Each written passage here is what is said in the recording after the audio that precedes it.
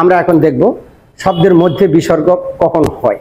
এই ছোট্ট জিনিসটা যদি একটু ভালো করে বিবেচনা করি, আমরা একটা বানানের ঝামেলা থেকে রেহাই পেতে পারি। কিভাবে পারি? আমরা সহজে এটা বলি যে বিসর্গের পরে, এই সন্ধিটার নাম বিসর্গ সন্ধি। বিসর্গ সন্ধিতে একটা নিয়ম রয়েছে, যদি বিসর্গের পরে ক খ প ফ শ স, দুইটা শীষ ধ্বনি, দুইটা উষ্ঠ ধ্বনি আর দুইটা কণ্ঠ ধ্বনি, এই 6টা ধ্বনির কোনো একটি থাকে এবং শব্দটি যদি তৎসম হয়, সংস্কৃত হয়, এবং সংস্কৃত হওয়া আবারও বলছি সংস্কৃত চেনার উপায় যে মাঝখানে বিসর্গ মানে সংস্কৃত চেনার আরেকটি উপায়, দু একটা ব্যতিক্রম ছাড়া, তাহলে এই বিসর্গটা রক্ষিত থাকে। রক্ষিত থাকে মানে বিসর্গ সরানো যাবে না, রক্ষিত থাকে। কেমন?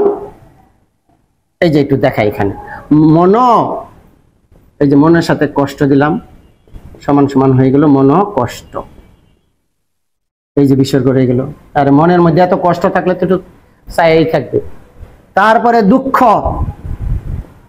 তুই দুঃখ সমান সমান দুঃখ, আরে কত যে দুঃখ সখী তোরে কেমনে বুঝাই, সে তো আবারও তাকাই থাকবে। অতঃপর কি আর করবো, কিছুই তো আর করার নেই। অতঃপরের মধ্যে আমার বিসর্গ কেন? অতঃপর এই প। ফল মধ্যে আমরা স্বতঃস্ফূর্ত ভাবেই দেখতে পারি বিসর্গ চলে আসে, স্বতঃস্ফূর্ত। এই বানানটা কিন্তু অনেক সময় আমাদের বিভ্রান্তি ফলায়।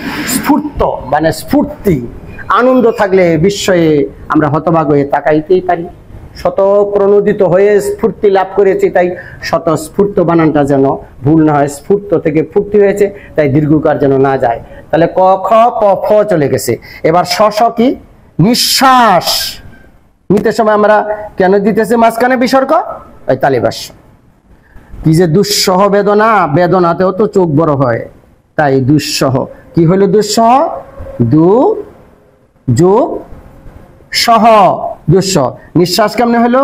নি যোগ শ্বাস হলো নিঃশ্বাস। তাহলে নিঃশ্বাস, দুঃসহ, অত যোগ পর, অতঃপর। এই যে শব্দগুলো দুঃখ, মনকষ্ট, আবার বলছি মনকষ্ট, এটা দিয়ে মনকষ্ট, দুঃখ, অতঃপর, স্বতঃস্ফূর্ত, নিঃশ্বাস, দুঃসহ বা দুঃসাহস।